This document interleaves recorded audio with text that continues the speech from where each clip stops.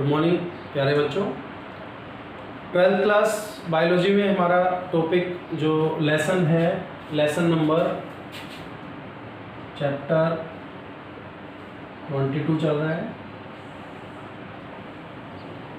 Human digestive system यानी मानव में पाचन तंत्र। तो मानव में पाचन तंत्र में हमने इससे पहले वाले वीडियो में जाना कि पाचन क्या होता है। जैसे जटिल भोजन है उसको सरल भोजन में तोड़ना ही पाचन कहलाता है। अब पाचन के लिए हमें एक पात्र की आवश्यकता होती है जो कि हमारे शरीर में एक आहार नाल नाम की संरचना है जिसको भोजन को पचाने में प्रयुक्त किया जाता है। तो आहार नाल में हम पढ़ रहे थे, यानी कि हमारा जो टॉपिक चल रहा था वो चल रहा था आहार नाल, एलिमेंट्री कैनाल। तो आहार नाल में हमने शुरुआत की थी कि आहार नाल जो है वो मुख से लेकर गुदा तक फैली एक लंबी कुंडलित नलिका है और इसकी जो संरचना है उसके बारे में हम आज पढ़ेंगे। तो सबसे पहले इसकी जो संरचना है उसका सबसे सरल और सबसे प्रभावी डायग्राम यहाँ पर बनाया जा रहा है। उसको इतना सरल किया गया है कि आप उसे आसानी से बना सकते हैं, ठीक है। तो यहाँ पर अपन इसकी शुरुआत कर देते हैं।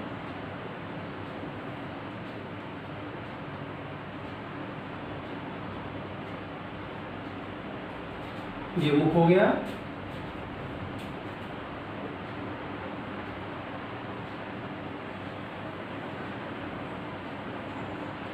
तो हम क्या देख रहे हैं कि आहार नाल की शुरुआत जो होती है मुख से होती है। ये है मुख, यानी पहला जो भाग है आहार नाल का वो है मुख, ठीक है। और मुख के पीछे एक गुहा होती है जिसको हम बोलते हैं मुख गुहा। ये जो गुहा नजर आ रही है मुख के जस्ट पीछे, इस गुहा को क्या बोलते हैं? मुख गुहा। तो ये हो गई दूसरे नंबर की का भाग हो गया मुख गुहा, ठीक है। बक्कल कैविटी बोलते हैं इसको, माउथ कैविटी भी बोल सकते हैं। तो माउथ, उसके पीछे माउथ कैविटी। यहाँ पर माउथ कैविटी के जस्ट पीछे की तरफ ये एक और गुहा होती है जिसको हम बोलते हैं ग्रसनी। तो ये तीसरी जो संरचना आ गई आहार नाल की, इसका नाम है ग्रसनी यानी फेरिंग्स। ये जो ग्रसनी है, ग्रसनी में दो नलिकाएं खुलती हैं। कितनी नलिकाएं खुलती हैं? दो। एक तो ये आगे की तरफ एक नलिका है जिसको हम श्वसन तंत्र में पढ़ेंगे इसके बारे में। ये होती है श्वास नली, श्वास नली। ये आहार नाल का भाग नहीं है, ठीक है। श्वास नली के ऊपर यहाँ पर एक ढक्कन होता है जिसको अपन एपिग्लोटिस कहते हैं। श्वास नली यानी ट्रैकिया है ये, तो इसको अपन श्वसन तंत्र में पढ़ेंगे। यहाँ पर इसके ऊपर की तरफ एक और नलिका होती है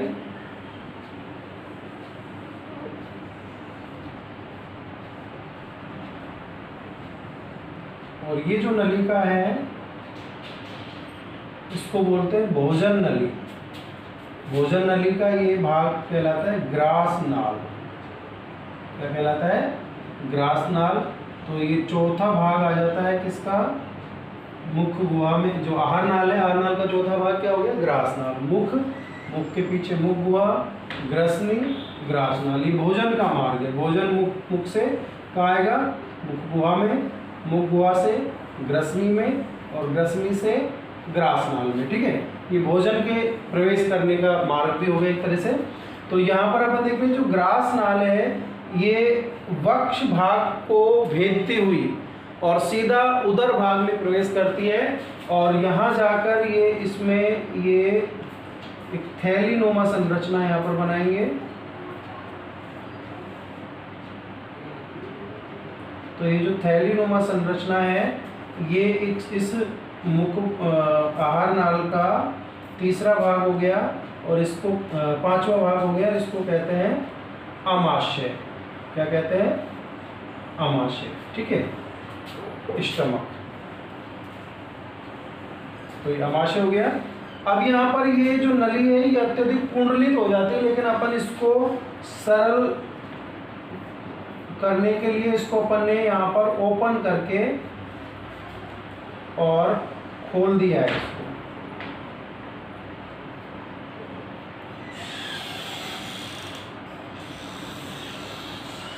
ये इसमें कुंडलित होती है, इसलिए इसको अपन इस तरह से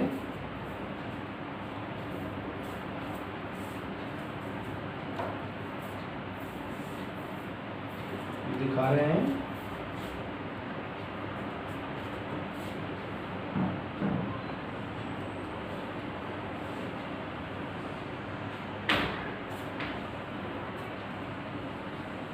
यहाँ से ये नली थोड़ी चौड़ी हो जाती है क्योंकि ये बड़ी आंत्र का भाग शुरू हो जाता है यहाँ। तो यहाँ देख रहे हैं अपन जो अमाशय है, अमाशय के बाद से शुरू हो जाती है छोटी आंत्र, यहाँ तक है ये यहाँ तक का भाग हो गया छोटी आंत्र का, ये छोटी आंत्र है।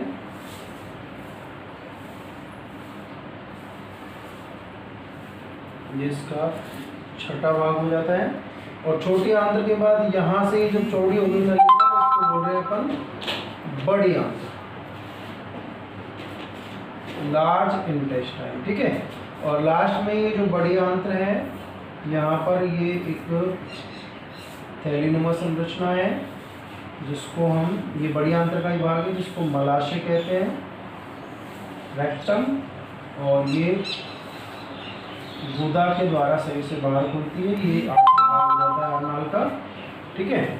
तो यहाँ पर बीच बीच में कुछ और संरचनाएं आएंगी, जैसे अमाशय जो है, अमाशय के बाद यहाँ पर ये जो यू आकार की जो नली दिख रही है ये वास्तव में ये छोटी आंत्र का ही भाग है, इसको बोलते हैं ग्रहणी।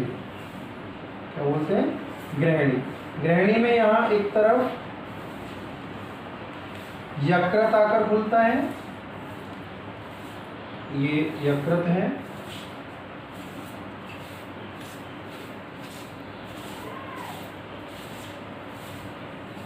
यकृत के नीचे की तरफ ये पित्ताशय होता है। तो ये हो गया यकृत और ये पित्त की थैली यानी पित्ताशय, ठीक है। ये लीवर हो गया।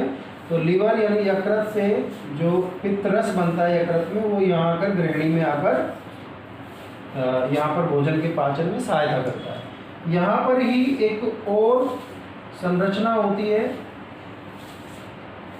जिसको बोलते हैं हम अग्नाशय। ये अग्नाशय ग्रंथि है और ये अपने अग्नाशय रस इस ग्रहणी में यहाँ पर मुक्त कर देती है जो भोजन को पचाने में सहायता करते हैं। तो ये यहाँ पर अमाशय के बाद यहाँ पर हमने क्या देखा, ये यकृत जुड़ा हुआ है, यहाँ पर पित्ताशय है, अग्नाशय खुल रहे हैं, ग्रहणी में खुल रहे हैं सारी चीज़ें। जब छोटी आंत्र में हम आगे बढ़ते हैं तो हम क्या देखते हैं, जहाँ छोटी आंत्र और बड़ी आंत्र परस्पर मिल रही है वहाँ पर ये एक अंगुली के समान संरचना उभरी हुई है जिसको हम बोलते हैं कृमि रूपी परिशेषिका या अवशेषिका यानी वर्मीफॉर्म अपेंडिक्स,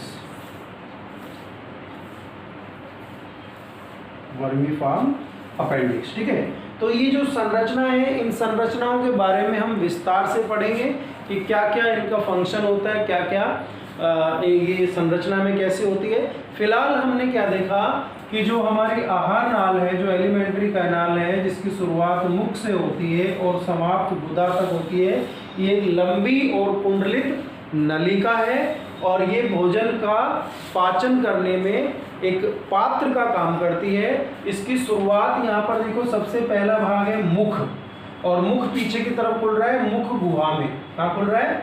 मुख गुहा में। और मुख गुहा पीछे की तरफ ग्रसनी में, ग्रसनी ग्रासनाल में, ग्रासनाल अमाशय में खुलता है। अमाशय से फिर यहाँ छोटी आंत्र शुरू हो जाती है जिसका पहला ये जो स्टार्टिंग वाला भाग ग्रहणी है, ये यू आकार की नलिका है। यहाँ पर ऊपर की तरफ यकृत और पित्ताशय है, यकृत से पित्तरस यहाँ पर स्त्रावित होता है। यहाँ दूसरी तरफ अग्नाशय ग्रंथि है जिससे अग्नाशय रस स्त्रावित होता है। तो ये छोटी आंत्र कुंडलित संरचना है जिसको हमने थोड़ा सा सिंपल सरल बनाया है और आगे चल के ये छोटी आंत्र जो है बड़ी आंत्र से जुड़ जाती है और दोनों के जुड़ने पर एक संरचना स्थित होती है, इसको वर्मीफॉर्म अपेंडिक्स कहते हैं। और ये अपेंडिक्स वही संरचना है जिसमें किसी समय सेलुलोज को पचाने वाले एंजाइम सेलुलेज एंजाइम पाए जाते थे। जो घास में जो सेलुलोज होता है, पादप की पत्तियों में जो सेलुलोज होता है, उसको पचाने में काम आता है। लेकिन चूंकि अब हम सेलुलोज को मुख्य भोजन के रूप में ग्रहण नहीं करते हैं, हम घास वगैरह नहीं खाते हैं, हमारे पूर्वज खाते थे, इसलिए उनमें ये सक्रिय थी ग्रंथि, ये संरचना सक्रिय थी, जो पशुओं में आज भी ये सक्रिय है। लेकिन हम अब स्टार्च का भोजन के रूप में ग्रहण करते हैं, स्टार्च खाते हैं, तो स्टार्च को पचाने में इस संरचना का कोई रोल नहीं है, इसलिए ये एक अवशेषी अंग के रूप में शरीर में पाई जाती है, कोई काम नहीं है इसका। कई बार इसमें जीवाणुओं के संक्रमण से सूजन आ जाती है और जिसको अपन बोलते हैं कि अपेंडिक्स में स्वेलिंग आना, तीव्र दर्द जो है दाईं तरफ उठता है और इसमें ये जो संरचना है इसको ऑपरेशन के द्वारा बाहर निकालना होता है, अदरवाइज ये अंदर फट भी सकती है, जिससे जो व्यक्ति है उसकी जो स्थिति है ज़्यादा खराब हो सकती है। तो ये कृमि रूपी परिशिष्टिका है जिसको अपेंडिक्स बोल रहे हैं। आगे ये चौड़ी नलिका में खुल गई, ये छोटी नलिका जो छोटी आंत्र है बड़ी आंत्र से जुड़ गई। बड़ी आंत्र का अंतिम भाग मलाशय होता है जहाँ पर अपचित जो अपशिष्ट पदार्थ बचा था भोजन से वो इकट्ठा होता है, उसे गुदा द्वार द्वारा शरीर से बाहर त्याग दिया जाता है। तो ये आहार नाल की एक सिंपल संरचना हमारे सामने है। तो संरचना के बारे में आपको समझ में आ गया होगा। अभी जब हम इसका विस्तृत वर्णन करेंगे तो और अच्छी तरह समझ में आ जाएगा। तो सबसे पहले जो भाग है इसका, सबसे पहला भाग है मुख। मुख यानी माउथ। ध्यान देंगे कि मुख या माउथ जो है ये एक दरारनुमा, अनुप्रस्थ दरारनुमा एक छिद्र होता है जो भोजन को ग्रहण करने का काम करता है। इसका काम है भोजन को ग्रहण करना। ये दो पेशीय ओष्ठों से घिरी संरचना है, ऊपरी ओष्ठ और निचले ओष्ठ। ओष्ठों में पेशियां होती हैं जिनकी सहायता से उनमें मूवमेंट होता रहता है। तो ओष्ठों की सहायता से ये मुख जो है ये दोनों तरफ से घिरा हुआ है। मुख पीछे की ओर मुख गुहा में खुलता है। कहाँ खुलता है? मुख गुहा में खुलता है। ये मुख गुहा एक चौड़ी गुहा है, इसको माउथ कैविटी या बक्कल कैविटी भी कहते हैं। मुख गुहा जो है ये इसके अंदर कुछ संरचनाएं पाई जाती हैं। इसके जो ऊपर की जो छत का निर्माण करने वाली संरचना है उसको कहते हैं तालु। क्या कहते हैं? तालु या पैलेट। ठीक है। तो मुख गुहा में जो संरचनाएं अपन पढ़ने वाले हैं आगे, मुख गुहा में पहली जो संरचना होती है वो होती है तालु। मुख गुहा में दूसरी जो संरचना होती है वो होती है जीभ। मुख गुहा में तीसरी जो संरचना पाई जाती है वो होते हैं दांत। और मुख गुहा में क्या क्या पढ़ेंगे अपन?